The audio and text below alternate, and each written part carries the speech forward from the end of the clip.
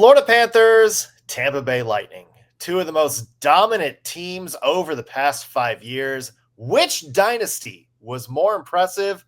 We'll talk about it today on a special crossover edition of Locked On Lightning and Locked On Panthers.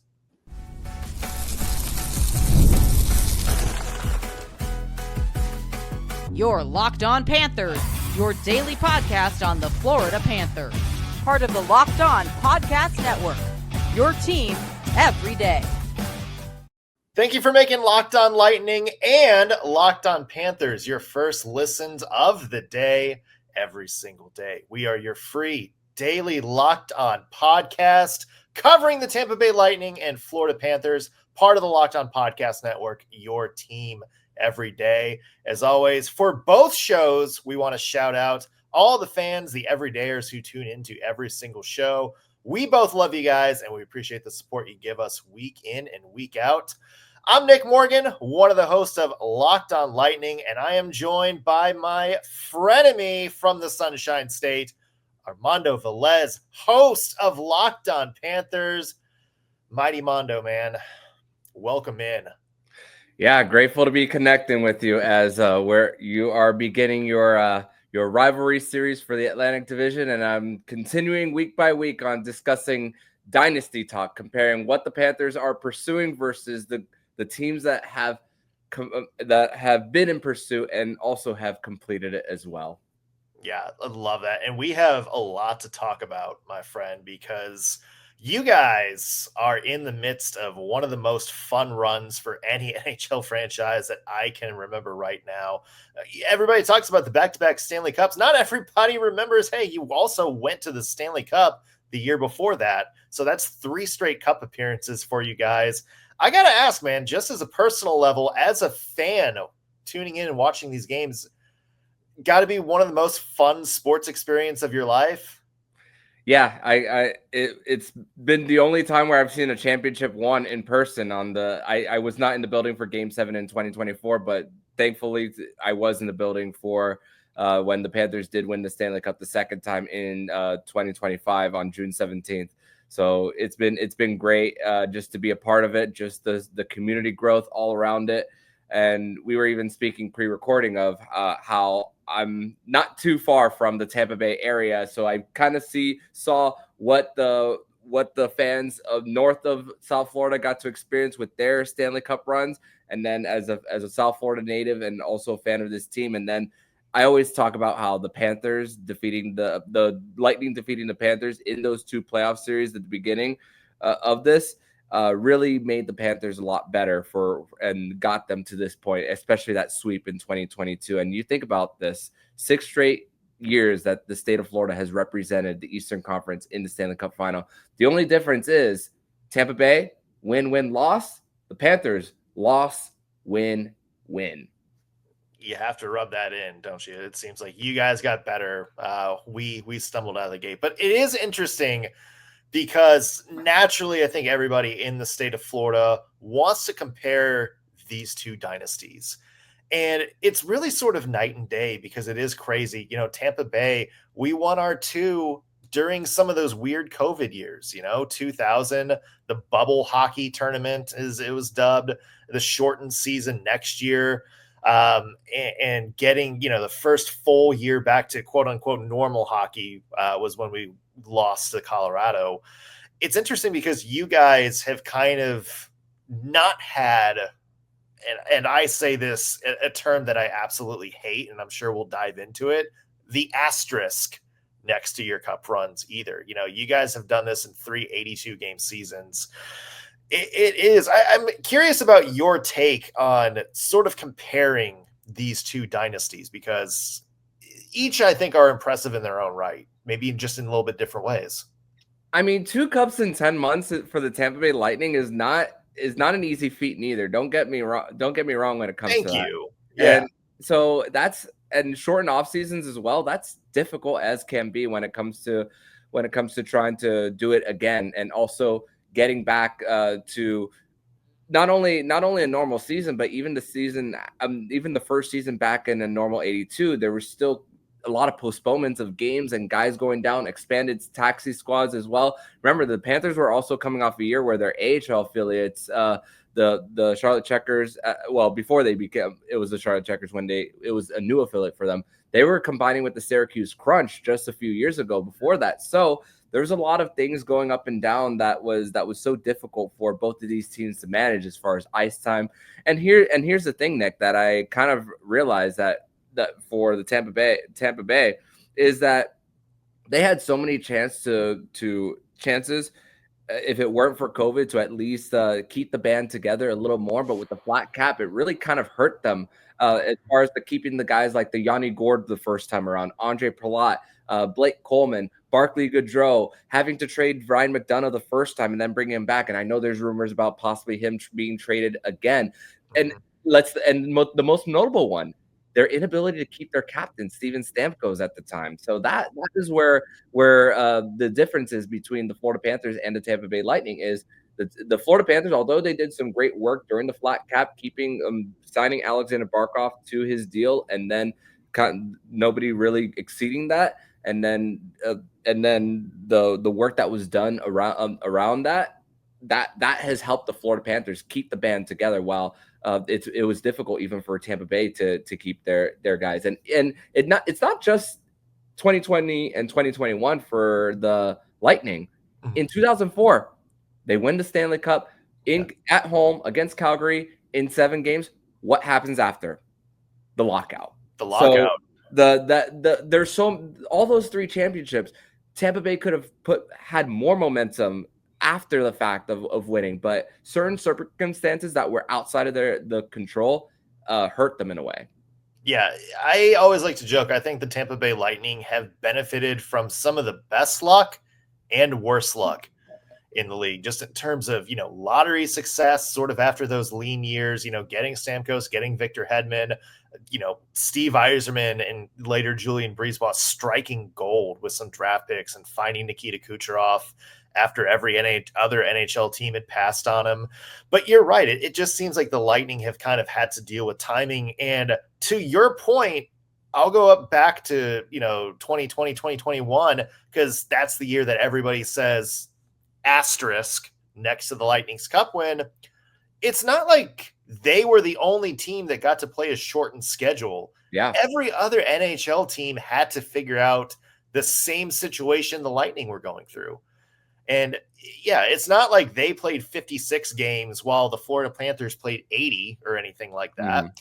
They had to navigate that. And to me, I do think there is some level of that run being super impressive, because not only are you kind of having to navigate some of the weird challenges involving taxi squads and shortened schedules, and all of a sudden, you're playing the Nashville Predators in your division when they're normally in the West Coast, all kinds of just kind of weird topsy-turvy things. You manage that. You manage having to build a team in sort of these off-kiltered off seasons, as you mentioned, with a flat cap, with a lot of other sort of roster restrictions. You manage that and win 2 Stanley Cups in a row. That has to say something for Tampa Bay. And I will say this, when you compare these 2 rivalries, the one thing I do give the Panthers a lot of credit for is just the sheer amount of games that they've played over the past 3 years. Over 310. Yeah, 310, which I think is the NHL record for most in a 3-year span.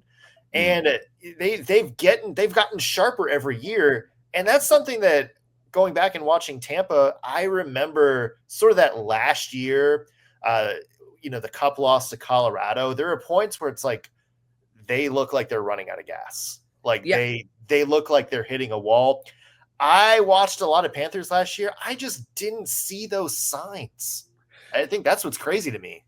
Yeah, and to think that even in the series that they lost against Vegas Golden Knights in 2023, what happens? A significant injury to Matthew Tkachuk with the sternum injury that, even though the Panthers, even at full strength, I don't think that they were good enough to beat the Vegas Golden Knights. And then this time, Matthew Tkachuk was hobbled, but still able to complete the job, still undecided on the surgery. And then in 2022 for the Tampa Bay Lightning, you wonder, what if Braden Point were to play that series against the Colorado Avalanche? What could have happened there? and we talk about luck for other teams. But also, if it weren't for the Florida Panthers trying to trade for Victor Kozlov in the late 90s, and the Tampa Bay Lightning wouldn't have ended up with Vinny Lecavalier.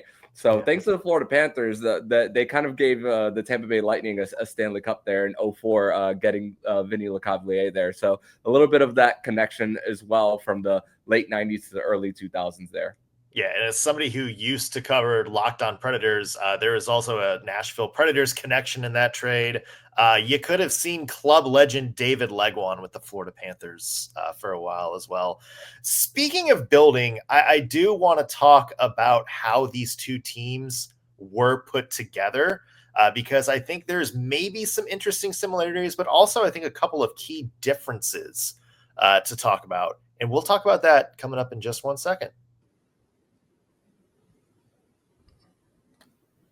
Today's episode is brought to you by Indeed. You realize your business needed to hire someone yesterday? How can you find amazing candidates fast? Easy. Just use Indeed. When it comes to hiring, Indeed is all you need. Stop struggling to get your job post seen on other sites. Indeed sponsored jobs puts your post at the top of the page and helps you reach the candidates faster. I've been in that spot where I needed to hire like yesterday. The pressure's on, and every day without the right person is a setback. That's exactly how Indeed sponsored job come in handy. They make sure your post is seen by the right candidates right now. You can speed up your hiring process with a $75 sponsored job credit. Just go to Indeed.com/lockedon right now and support our show by saying you heard about Indeed on this podcast. Terms and conditions apply. Hiring? Indeed is all you need. Welcome back to this special crossover edition of Locked On Lightning and Locked On Panthers. Nick Morgan from Locked On Lightning, along with Armando Velez from Locked On Panthers. Armando, we're kind of talking about the two dynasties of our two teams. We have dominated the Eastern Conference over the last 6 years. Shout out to Hockey in the Sunshine State. I want to talk about how these two teams were put together. And I'm going to give you a sentence, and I want to see if you agree with me on this. It seems like for the Tampa Bay Lightning, they had the core a long time, and what they were missing were some of those key supporting pieces. From the outside in, and I know there might be some nuance here, it looks to me like the Panthers had some good players, but had to do some major surgery on the core to really get over the hump. More than just that. I do agree with the statement, but more than just that, it was also about the ability to get other guys who were seen as guys that were given up from on other teams, and then the Panthers being able to pounce on them. And here's the thing, more importantly, is their ability to not pay a high price as far as draft assets for them neither. I mean, yeah, they traded for a first round pick for Sam Reinhart and Matthew Tkachuk, but then you think about how they were able to just to get other pieces for even their 2024 run in a Vladimir Tarasenko, who could have gone for a first round pick, but they didn't have to trade as much for him as he was a guy on an expiring deal. Seth Jones, it cost them Spencer Knight and another first round pick, but Spencer Knight was blocked. There was still another year of Sergei Bobrovsky on the deal, and it was only a $2.5 million difference with dishing out Spencer Knight's 4.5 and then Chicago retaining salary there. So it really only costs you 2.5, and you reallocate that money as far as the cap for the Panthers. So really, for the Panthers here, there's not even 5 guys on their roster who were drafted by the team. So you think about how the Panthers are able to build this and also get the best out of other guys. I mean, you're thinking even 2 years ago, Brandon Montour, where they traded the 3rd round pick, and he was the power play quarterback for the first 2 seasons under Paul Maurice, and really exploded, especially in 2023, the most points in a single season by a defenseman. So it's really comes down to the guys and their buy-in to the system. And to think that the Panthers, even in 2022, when they got swept by the Lightning, run and gun style offense, trading chances, a lot of high danger, going back to the goaltender. So it was a lot of these 4-3, 5-4 type of games. And then the Panthers realizing that wasn't the way to win ultimately in the postseason.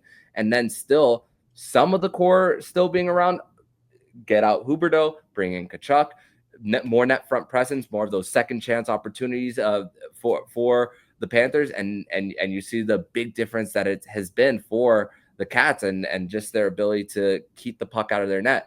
The 2024 run was mostly about keeping it out of their net, but then you see the 2025 94 goals, and then you see how well, especially what you need to do to win, a third line. Every single year, it's been Anton Lundell, Eetu Luostarinen, but there's always been that revolving door at winger. But now with Brad Marchand extending, it's going to be Brad Marchand there for the long haul. The previous 2 years, Sam Reinhart, Vladimir Tarasenko. So that's been the very most consistent part about why the Panthers have been able to go to these three runs in the final. Yeah, it's kind of funny you mentioned that because for comparison's sake, like I said, Lightning kind of went the other way. They had the Nikita Kucherov, the Steven Stamkos, they drafted Braden Point. They had Victor Hedman. They had all these guys. They're like, okay, these are established parts here. But the third line, again, like you guys, that's where the money happened. We went out, got Barclay Goodrow. That was a big deal. He kind of comes in shores. We got Nick Paul. That was another deal that I think added a different dimension to that third line. And it sort of added a different personality to the Lightning. We were the run and gun team. We just sort of outskated, out-finessed, and we rode that all the way to what at the time was the best regular season in NHL history. What happened? We ran into a brick wall against Columbus, who is a team built on sort of that philosophy that the Panthers are now. That sort and of just two of them there, Bobrovsky and Seth Jones. And Seth Jones, yeah. Again, and that's sort of the thing is we realize, I think at that point, it's like, okay, pure skill is not enough. I know that we're in the era of, advanced stats and analytics and everything, but you need sort of that different personality, that change of pace to kind of inspire the rest of the team. And that's what happened with Tampa. That's how we got over the hump, is we had those guys that went out and were willing to get a little bit more physical, willing to kind of go chase the puck, do some of those harder work sort of plays. That's what, I think really got the Lightning over the hump. And I watched the Panthers and some of the moves they've made, bringing in Brad Marchand, and actually that transitions me to this, Sam Bennett. Everybody talks about Sam Bennett. Oh, he's the guy that gets under people's skin. He goes out, throws his body around.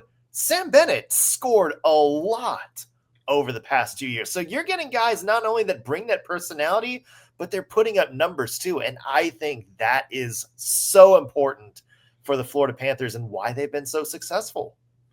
Sam Bennett, playoff Sam, has gone all the way back to his days in Calgary, even when they were in the bubble in the Western Conference. So he's come up big in so many different spots. I mean, yeah, he had that suspension in round one against Tampa Bay in 2021, charging to Ross Colton coming from all the way across the ice and then charging him there. So we remember. Yeah, he definitely doesn't sit well with Lightning fans going all the way back there. But yeah, Sam Bennett is just there's just a switch that he turns on whenever it comes to the postseason. And even this year, Carter Verhaeghe, a down year, just around 20 goals for him. The shooting percentage was almost cut in half. This was and the thing is, opening night this year, he signs an extension that actually kicks in this year, and we're questioning whether that's a deal that Bill Zito would ultimately regret. And then look what happens. So many different clutch goals that Carter Verhaeghe had throughout the run, and that was his postseason pace was a regular season pace of like in the mid 30s of goals, which is where Carter Verhaeghe usually is. So it's like, okay, that's the one where that's the Carter Verhaeghe that we remember, which Tampa Bay also got to experience with him in the bubble playoffs when they won against the Dallas Stars, which we mentioned the injuries for Florida and Tampa Bay. Even in that one, Steven Stamkos, the one shift, scores, doesn't play a single one shift after that. So a lot of special moments at different times throughout these last 6 years for the state of Florida and hockey. Yeah. The one thing I got to say I'm jealous of is, and I think you alluded to a little bit at the top here, after our back-to-back cups, after we made that Stanley Cup final that third year, the cap really came into play here. It didn't rise fast. We had to make some tough decisions. Even back to letting, Barclay Goodrow go. We made the decision to trade Sergachev last year, who's such a big part of this team, kind of challenging Victor Hedman for the role of number one D-man at certain points of the season before he left. And of course, difficult decision to get rid of Stamkos. We've had to make a lot of sacrifices in order to sort of stay competitive. And then we turn around and what happens this year? You sign all of your free agents for what looks like extremely team-friendly contracts. Do Lightning fans have the right to be a little miffed at you guys this offseason for that? I mean, sure, if they want to, but also got to understand the circumstances. What was then versus now. I'm sure if Tampa Bay had the opportunity with the rising cap, I mean, I'm sure they would have been able to keep everyone. And yeah, it's funny because when 2022 happened for Tampa Bay, a lot of Panther fans were angry about the whole Nikita Kucherov spending the whole season on LTIR. Steven Stamkos goes down right before the trade deadline. They were able to add David Savard, but look what happens. The Panthers also benefited from that just a few years later, so we can't be mad about it anymore. So it's all even in that part. Yeah, and Vegas winning the cup a few years ago also paid off. I have one big question for you that I want to ask you after this break. It has to do with this rivalry and where it stands in the NHL right now. Plus, let's look ahead to what this matchup might be this season. We'll do that in just 1 second. Today's episode is brought to you by Monarch Money. And most people can't name all their finances account or even what they're worth, whether it's 401ks, property or investments, or when you don't see the full picture, you can end up leaving money on the table. That's why there is Monarch Money. It's an all-in-one personal finance tool that brings your entire financial life together in one clean, easy-to-use interface on your laptop or on your phone. Monarch does the heavy lifting for you. You can link all your accounts in minutes, see clear data, visuals, get smart categorization of your spending, and finally feel in control of your money without ever touching a spreadsheet. And don't let financial opportunities slip through the cracks. Use code LOCKEDONNHL at monarchmoney.com in your browser for half off of your first year. That's 50% off your first year at monarchmoney.com with code LOCKEDONNHL. We're back on this crossover edition of Locked on Lightning and Locked on Panthers. Nick Morgan from Locked on Lightning, joined by Armando Velez from Locked on Panthers. Armando, I'm just going to ask you straight up. Is Lightning versus Panthers the best rivalry in the NHL right now? I not only think that it's the best rivalry in the NHL right now, but when you're looking at the entire landscape of the Eastern Conference, and honestly, my appearance on Locked On NHL Game Night for a season preview is actually coming out Wednesday night. So you guys will be listening to who I believe is the biggest threat to the Florida Panthers in the Eastern Conference. And I'm just going to spoil it right here, right now. Let's do it. It's still the Tampa Bay Lightning, in my opinion. For when you look at the entirety of the Eastern Conference, Toronto, they lost Mitch Marner and they filled a lot of the depth pieces, but that's 100 points that you're missing, and a guy who is running the power play and can play on the PK as well.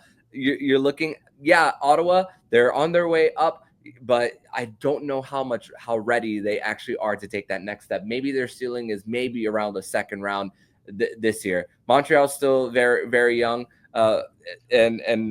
when you look at these two teams, both of them have world-class goaltenders. Both of them have world-class defensemen. Victor Hedman for the Tampa Bay Lightning, Gustav Forsling, Aaron Ekblad for the Panthers here. You think about all the forward depth, which, oh my goodness, it's still, you look at the amount of board battles that the Panthers have against Nikita Kucherov. Although he's on a 10-game goalless streak in the postseason against the Panthers, he could sneak a backdoor pass to the net front and you won't see it coming. At least with Braden Point speed, you can at least anticipate him on a breakaway and scoring through the 5-hole if he dekes someone enough with enough time. But I just think with how these two teams are built, and also with the coaching of these two teams, I still think it's Tampa. I still think it's Tampa Bay. Yeah, Nikolai Ehlers is a new addition to the Carolina Hurricanes, but what has been his issue over his career in Winnipeg? It's been injuries. He's been hurt. Yeah, it's a more top end scoring, but they're going to be in the top 3 in the Metro. That they still have to get through that part of the bracket before they make it to the Eastern Conference Final, where I believe they would meet one of Tampa Bay or Florida. And look at and although, yes, it says 4-1 for the Panthers and Lightning in the first round, but I really do believe that series in 2025 was a lot closer than the one in 2024. Agree. Which you think, if Aaron Ekblad is called for that a 5-minute major in the game, how much does that game 4 change? At the time, I was saying the Panthers didn't necessarily win the series, but they prevented themselves from losing the series when they went up 3-1, because you didn't know what was going on, what was going to happen at the time of that hit from Ekblad on Hagel. Nico Mikkola in that game ran Gergensons to the board and got a 5-minute major in that one as well. So that is another thing of all the questions of what could have happened and how it could have swung had the Panthers lost that game 4 at home. I watched that series, and I don't have stats to back this up. I'm not going to dive into like the micro stats or anything like that, but just based on the old-fashioned eye test, I think Tampa Bay gave Florida its toughest series. I think that was the most even matchup skill-wise, and that honestly includes the Edmonton Oilers. I'm probably going to get flack for that, but I think the Lightning were deeper in terms of what matchups they exploited, or at least went toe-to-toe with the Panthers. I think the only issue to me in why you guys won it in the way you did was that I think the defensive depth ran out a little bit for Tampa Bay. That was, I think, maybe the big issue. And honestly, going into this year, I think still the big issue for Tampa Bay. Who's going to be that third pairing, those two depth guys that are going to come on there and just sort of weather the storm for 16, 17 minutes a night? If you're a bottom pair defenseman, your one goal is just go on the ice and don't screw anything up. And I don't mean that as a joke. I mean, that is sort of the role of the bottom pair defenseman. You're not necessarily a game changer. You're just good enough to not be a game loser. And I think for multiple different reasons, the combination of Lilberg, Darren Radish just wasn't that in the playoffs last year. I think another year of experience for them both. Maybe there's a shot that the Lightning go out and maybe get one more veteran D-man for cheap. I think that's the biggest thing to address. And I'll also say the Lightning have a new defensive coach this year in Dan Heinold. That's another thing to watch, is whether there's some change to the defensive structure that maybe prevents that from being the issue when these two teams play, potentially in a 7-game series again this year. Yeah, and with Jeff Blashill taking the job with the Chicago Blackhawks, that's why they got the new coach on their D. And also, when I was previewing the series last year, I was thinking, look at the inexperience that is on their blue line outside of Victor Hedman. JJ Mosier he was in Arizona for a long time, so he didn't really get those playoff games under his belt. So that I was looking at that, I'm just thinking, with the Panthers, how they do dump and chase and how fast they are to get to the pucks, this could be a point of possible exposure. And also why the Tampa Bay Lightning were able to challenge the Panthers a lot more is because Vasilevsky wasn't coming off a sub 900 save percentage season coming off his surgery. He had that full summer to get himself back, and now he's having two full summers in order to be back to possible Vezina form, which is once again why I believe they are still the biggest threat in the Eastern Conference to the Florida Panthers. I struggle to find anybody else that's different. I think Carolina may be knocking on that door a little bit, trying to get in between them. But I still think it's these two teams that are the cream of the crop in the East until somebody else can consistently jump up there and challenge one of these. That's the cream of the crop, and it's wild that it's happening in the state of Florida. I'm sure people in Quebec are not happy about that right now, but it's crazy, and it's awesome to see hockey thrive in a non-traditional market. So the next time we see it will be 3 preseason games, including one in Orlando, which I know that's your home turf. So you're going to be hyped for that, I'm sure. Yep, I'll be there. I'll be there in a suit and tie and everything. There, so yeah, I'll be there. Awesome. Well, Armando, thank you so much for joining us. It should be a great season between the Lightning and Panthers this year. For the rest of you, thanks for joining us this crossover edition of Locked on Lightning and Locked on Panthers. Again, thank you for making us your first listen of the day. Tune in to the Locked on NHL channel next, and we'll see you when we see you.